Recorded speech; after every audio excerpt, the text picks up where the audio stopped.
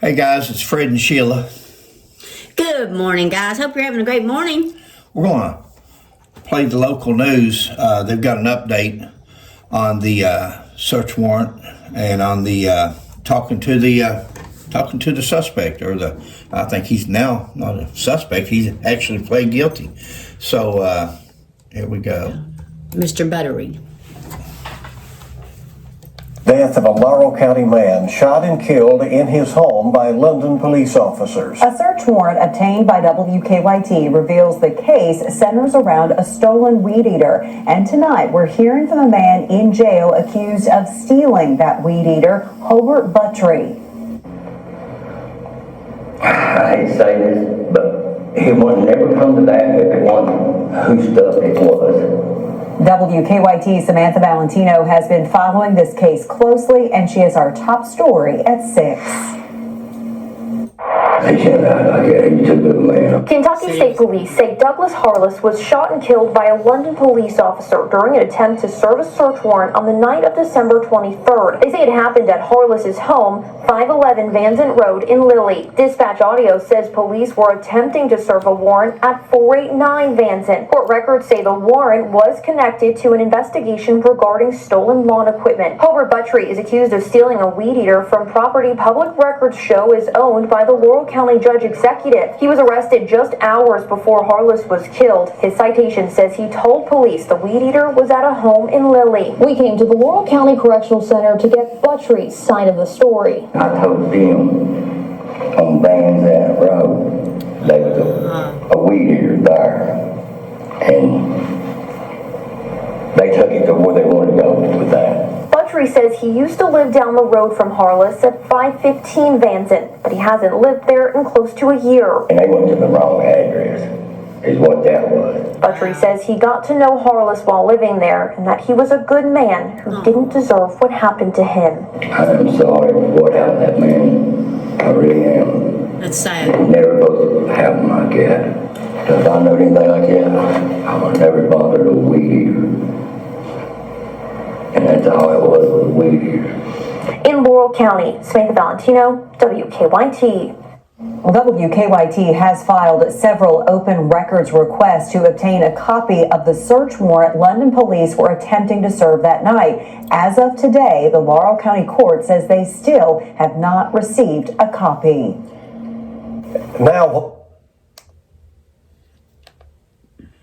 what we know that police were looking for, many are wondering if the response was appropriate for the report of stolen property. But WKYT's Kelsey Soto is joining us in studio now with a closer look at the alleged crime and the punishments that come with it if convicted. Kelsey?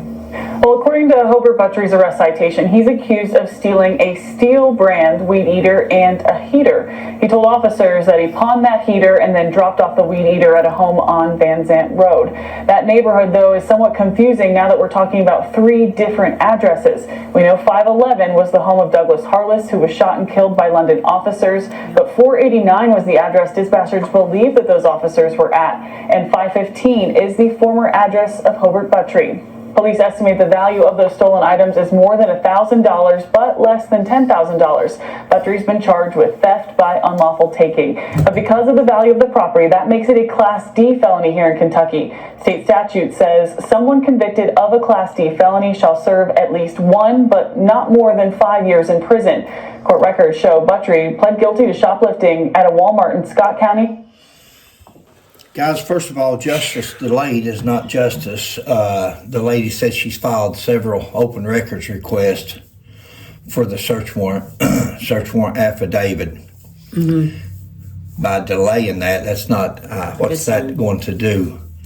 If I remember correctly, and like I said, it's been a long time, but I'm thinking it's 24 hours. I think the officer has 24 hours to make a return on the search warrant on what was taken and found or not found or whatever, but I think it's a 24-hour turnaround. Second of all, they're talking about the $1,000 for the felony, Class D felony. That won't even pertain to Mr. Harless, to Doug Harless. Doesn't matter if it's 10,000, 50,000, he's dead. If this gentleman here says with his own mouth that they went to the wrong place, they went to the wrong house. I mean, that's just as plain It's spoken sad. as you can say it. As far as the $1,000 Class D felony, even for this guy, of course, they'll plead it out to a misdemeanor. That's just the way justice criminal system works. He'll plead to a misdemeanor, so this will end up being a misdemeanor before it's over with, and it may end up being that either way when the lawyer checks the receipts for this steal. I could be wrong, but that's got to be some exceptional weed eater to be $1,000. It and a heater. What kind of heater was taken? So those two combined, as long as they reach $1,000, that's fine. It'll be a Class D felony. I don't know. It's a sad case. I mean, it's Yeah, getting. it is. It's somebody said last night on one of our channels that they didn't have. Bless Excuse you. me. Bless you. Early morning. That they didn't have body cams. Yeah. I still find that hard to believe. I'm hoping that's just somebody's comment that they really don't know, because we haven't seen it for a fact. We haven't seen that on the news. But somebody said that they did not have body cameras. I can't see a department like London PD without body cameras, and especially if the law actually calls. If the law actually calls for police departments to have specialized units, that's Right. one. And they're actually calling that you have a camera, that's two things already. That's Strikes or two strikes of a mistake. Now the third strike, the big strike, was they went to the wrong house. This man was innocent, wow. according to this fella here. This is sad. So wonder where they were supposed to go. Did he tell them, you think? No, they just went with, I guess, where he said he lived at 515. They may have mistaken 515 with 511. Just come around the curve and seen it. 5-1, and then didn't. I don't know. Yeah. It's so, everything is, I seen yesterday where somebody said for people not to, second guess or speculate. Speculate's the word. How can you not? This is an interesting case to people. How can we not speculate? That's all we've got. Exactly. We've got no press conference. We've got no. They're not talking to tell the public what's going on or nothing. No, so. that's all we've got is speculation and between each other. And his family, I'm sure, would want to know. I think all he's got is, I think he's got a daughter, I believe. Somebody said at one time that he had a girlfriend. Somebody said his wife's deceased. We haven't researched all that. Even this guy here, this is just a career habitual violator. We'll finish up here, but it just talks about him having driving and he's a past felon, a convicted felon, and so forth. So this guy here is just, would you? Same. I mean, I ain't gonna say that because I used to take people's word, what people tell you. But did he tell?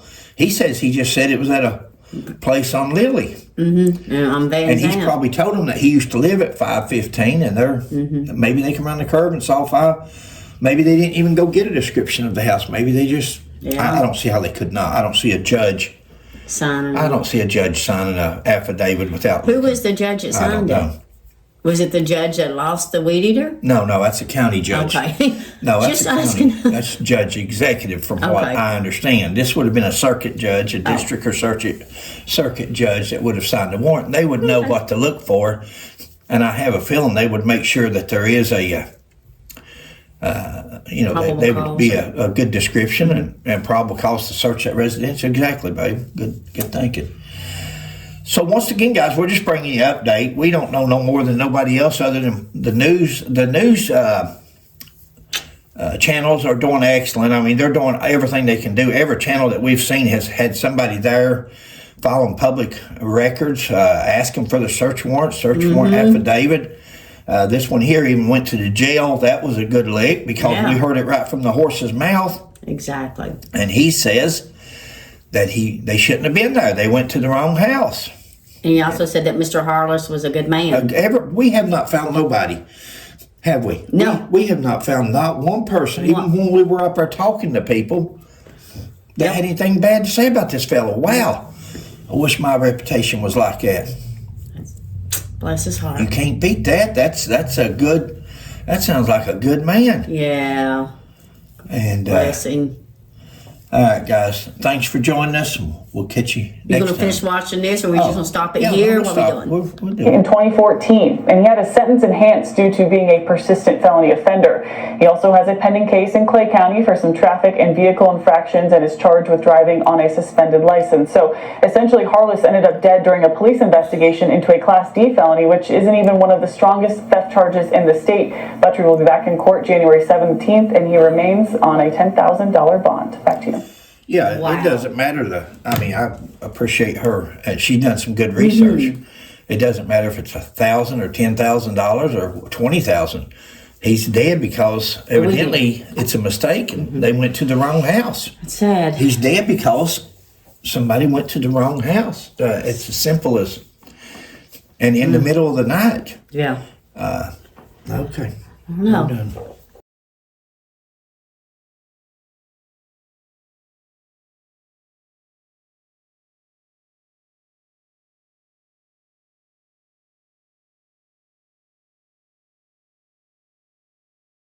Thanks for watching, guys. Please like, subscribe, and share. We'll catch you on the next one. God bless. Bye.